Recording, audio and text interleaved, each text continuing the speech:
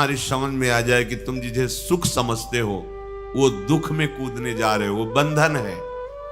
अगर गृहस्थी में भी जाओ तो हरि का आश्रय लेकर भजन करते हुए जीवन व्यतीत करो, नहीं तो बहुत दुख भोगना पड़ेगा। मरना कोई समस्या का हल नहीं है। जो अपने अज्ञानी लोग सोच लेते हैं चलो मर जाएंगे, झंझट खत्म हो जाएगी। नहीं नहीं, ये झंझट मरने से खत्म। मरना क्या है? एक स्वप्न है, आंख खुलेगी फिर नया जन्म, फिर नया प्रपंच, फिर नया दुख। कैसे कैसे दुख हैं। शरीर है पर चल नहीं सकते, एक कदम भी उठाना है तो दूसरा। कैसा जीवन! पूरे जीवन आंख नहीं है, कुछ देख नहीं पा रहे, कान नहीं, कुछ सुन नहीं पा रहे, जवान नहीं, कुछ बोल नहीं पा रहे। खाने की व्यवस्था है, लीवर फेल हो चुका है। लीवर बढ़िया है, भोजन की व्यवस्था नहीं। देखो ना, भोग भोग रहे हैं, तृष्णा बढ़ रही है, कामना बढ़ रही है। तृष्णा कामना से पीड़ित होकर अधर्म आचरण किया, जेल भोग रहे, नरक भोग रहे। क्या है ये प्रपंच? जरा कभी पर विचार करने का समय कहां देती माया। वो तो प्रवाह में बस बहाए चली जा रही। बड़े भाग्यशाली जन हैं जिनको सत्संग मिलता है, शास्त्र स्वाध्याय मिलता है और विचार करने का अवसर मिलता है। प्रश्न हुआ कि जिन्होंने मन को भोगों में फंसा रखा है, मन पर विजय नहीं प्राप्त की, इंद्रियों को विषयों से विलग नहीं किया, शरीर में अहम बुद्धि रखते हैं, वो इस प्रबल माया से, प्रचंड माया से कैसे मुक्त हो सकते हैं? कोई उपाय है? जिनका मन वश में नहीं हुआ, जिनकी इंद्रियां भोगों में लगी, शरीराभिमानी हैं, हम सब इसी कोटि के हैं। देख लो ना, बातें चाहे जितनी बनाओ, शरीर को हम अपना स्वरूप मानते हैं, मन इंद्रियों के भोग को हम अपना सुख मानते हैं। कितना बड़ा ज्ञान है। इंद्रियां भोगों को भोग रही हैं, मन भोगों का संकल्प करवा रहा है, शरीर चेष्टाएं कर रहे, फंस आप रहे हो। आप कहीं भी नहीं है भोग में, पर फंस आप रहे हो। यही माया फंसाए है। आपको किसी भी भोग की आवश्यकता नहीं, आप चिदानंद सुख स्वरूप हैं।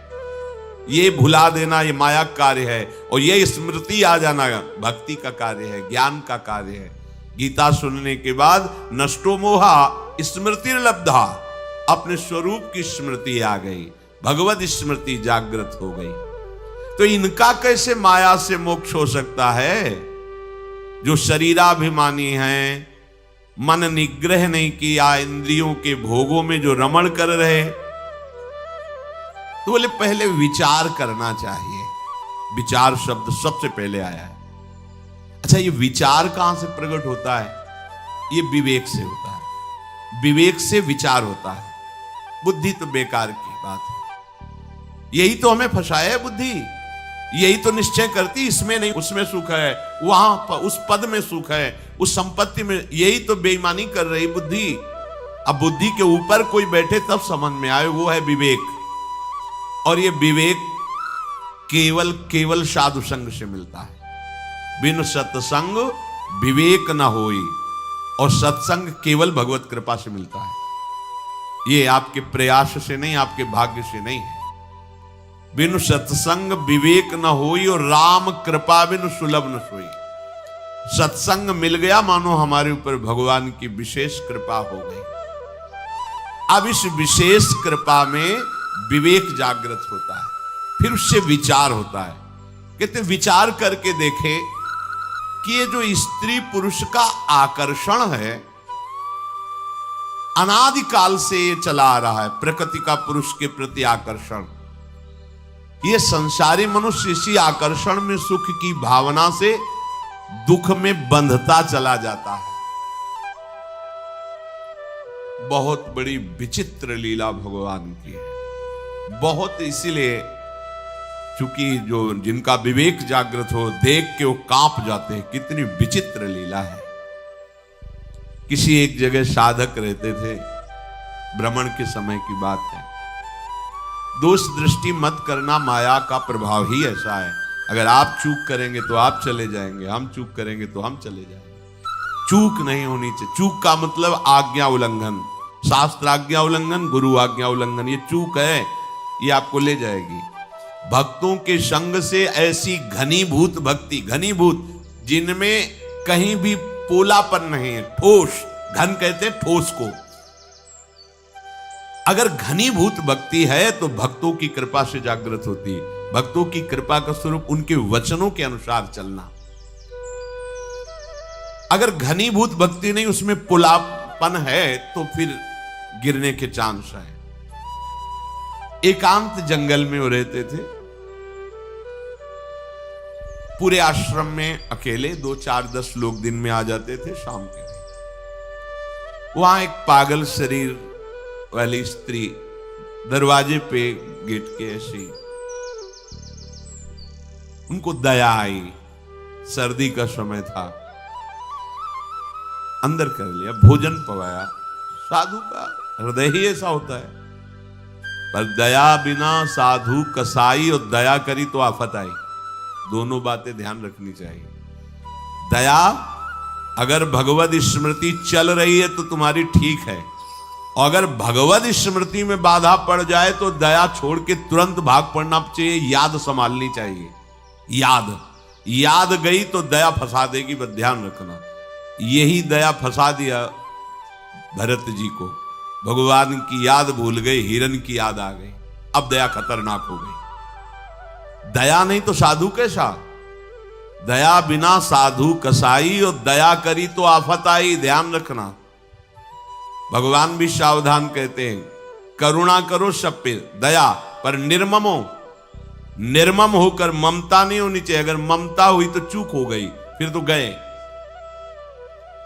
अब उनको ऐसा करना चाहिए, कंबल दे देते, भोजन दे देते, उसको विदा कर देते, पर ऐसा नहीं हुआ। त्रुटि हो गई। धीरे धीरे वो वहीं रहने लगे। कुछ समय बाद मार्ग भ्रष्ट हो गए, भागना पड़ा वहां से। ये क्या? किसी भी रूप में माया शक्ति है। दया, करुणा, सेवा, भावना। सावधान। अगर विवेक है, विचार है, तो आज्ञा पर चलो। शास्त्र आज्ञा पर चलोगे, कहीं कोई बाल बांका नहीं। शास्त्र आज्ञा करता है, बलवान इंद्रिय ग्रामो विद्वानमपि कर्षति। इंद्रियां बड़ी बलवान हैं, बड़े बड़े ज्ञानियों को, विद्वानों को भी विषयों में फंसा देती हैं। इसलिए परस्पर प्रकृति पुरुष के आकर्षण से उपासक जो बचने के लिए चला है, उसे एकांत में कभी संभाषण या किसी भी तरह की एकांतिक वृत्ति परस्पर आकर्षण वाले शरीर के साथ स्वीकार नहीं करनी चाहिए, नहीं तो बंध जाएगा। देखो ना, सुख की प्राप्ति के लिए वो चेष्टा करता है और उससे बड़े बड़े दुखों का सामना करना पड़ता है। जो पुरुष भगवान की इस माया से पार जाना चाहता है, उसको ये विचार करना चाहिए कि मैं सारी चेष्टाएं सुख के लिए कर रहा हूं, फिर मुझे दुख क्यों भोगना पड़ रहा है। ये बात बहुत सुंदर बात। कर्मण्यारभमाणानाम दुख हत्यै सुखाय च। मैं तो कर्म जितने भी कर रहा हूं सुख के लिए कर रहा हूं, फिर मुझे दुख क्यों भोगना पड़ रहा है। इसका मतलब जिसे हम सुख समझ रहे हैं वो दुख है। दुखालयम, भगवान कह रहे दुख योनयः, इससे प्रकट ही दुख होता है। देखो, विचार करना चाहिए। नित्यार्तिदेन वित्तेन दुर्लभे नात्म मृत्युना गृहापत्याप्त पशुभिः का प्रीति साधितैश्चलैः। एक धन को ले लो, इसमें हमारी सुख बुद्धि हो गई, दिन दिन इसको बढ़ाने की अंदर लालसा बढ़ी। अब चाहे पाप से कमाई हो, चाहे हिंसा से, चाहे व्यभिचार से। अक्षरशः सत्य है, अपने हृदय को नाप के देख लेना, शास्त्र है। इसके पाने के लिए बड़ी बड़ी कठिन क्रियाएं, दुखद क्रियाएं करता है। इसी बात से तो घृणा हुई थी पिंगला जी को। जनकपुरी में, विदेहराज की नगरी में ये वैश्यावृत्ति करती थी। अपने शरीर को बेच करके धन कमाना। शरीर को सजा करके दरवाजे पे बैठी, जो व्यक्ति आता सोचती मेरे ही पास आ रहा है, मुझे धन प्रदान करेगा। 12 बज गए रात्रि तक कोई नहीं आया। हर व्यक्ति को इसी भावना से देखती, जल गया हृदय। एकांत से धिक्कार है मेरे इस जीवन को। हमारे हृदय में प्रभु बैठा हुआ है। मैंने आज तक मैं विदेहराज की नगरी में रहती हूं, ज्ञानियों की नगरी में, और कितना निकृष्ट आशा, शरीर से भोग, भोग से धन, धन से फिर भोग। अब नहीं, देखो इतनी महान हो गई कि भगवान दत्तात्रेय जी ने 24 गुरुओं में एक गुरु पिंगला जी को भी माना, और चतुरासी जी जैसे रस समुद्र ग्रंथ में, वाणी जी में महाप्रभु ने पिंगला का उदाहरण दिया। यह जो एक मन बहुत ठौर करी, कहीं कौने सच पायो, जहां तहां विपत्ति जार जुगती लो, प्रगट पिंगला गायो। निष्ठा कर ली उसी, आज के बाद कभी किसी पुरुष की तरफ नहीं हेरूंगी, भूखी मर जाऊंगी पर गलत आचरण नहीं करूंगी, अपने हृदय में विराजमान हरि से प्यार करूं। महात्मा बन गई, उसी क्षण गुरु माना दत्तात्रेय जी ने। दत्तात्रेय जी जैसे अवधूत महापुरुष ने तत्काल पिंगला जी के चरणों में नमन करके गुरु भाव स्वीकार किया। आशा ही परमम दुखम, नैरास्यम परमम सुखम।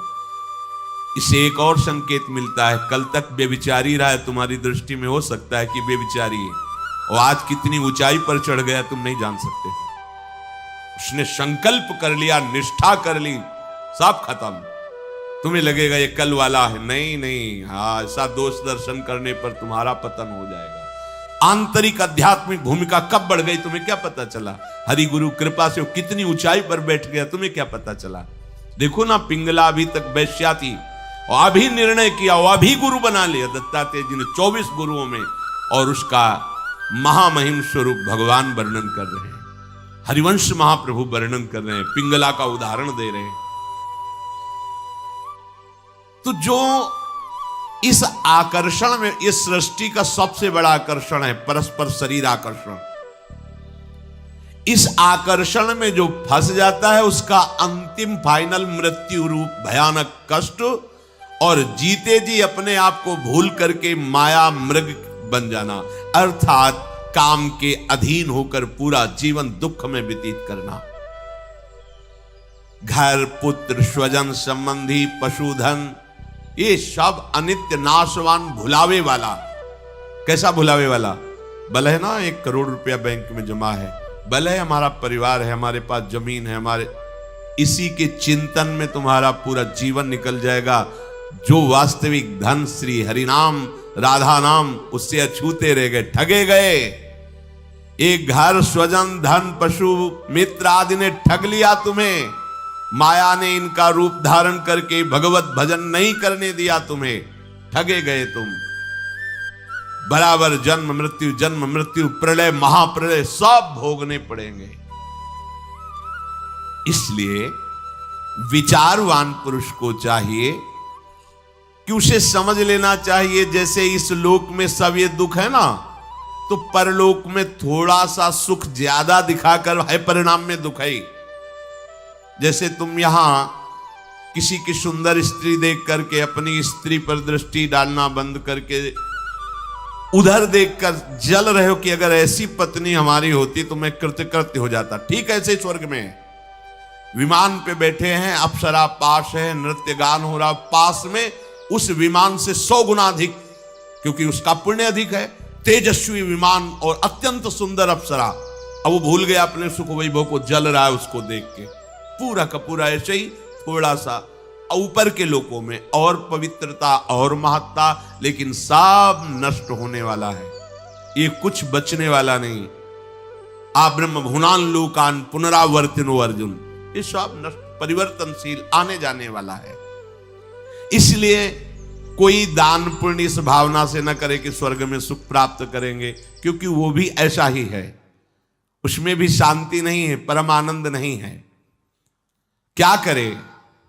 तो मेरा अब पतन ना हो, नाश ना हो, भय से मैं मुक्त हो जाऊं, इसके लिए तस्मात् गुरुम प्रपद्येत जिज्ञासु श्रेय उत्तमम शाब्दे परे च निष्णातम ब्रह्मण्युपशमाश्रयम्।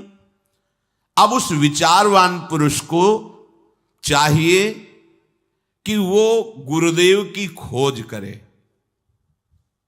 भगवान की खोज करना कठिन नहीं है, भगवान के रहस्य को जनाने वाले गुरुदेव का मिलना कठिन है। महत्संगस तो सुदुर्लभ हो। अपने लिए तो कह रहे हैं अनन्य चेता सततम यो माम स्मृति नित्य सहा तस्याहम सुलभा, मैं सुलभ हूं।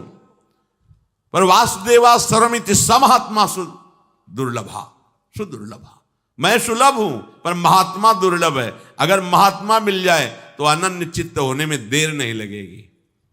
तात स्वर्ग अपवर्ग सुख धरी तुलाए कंग, तूलन ताय सकल मिली जो सुख लव सत्संग।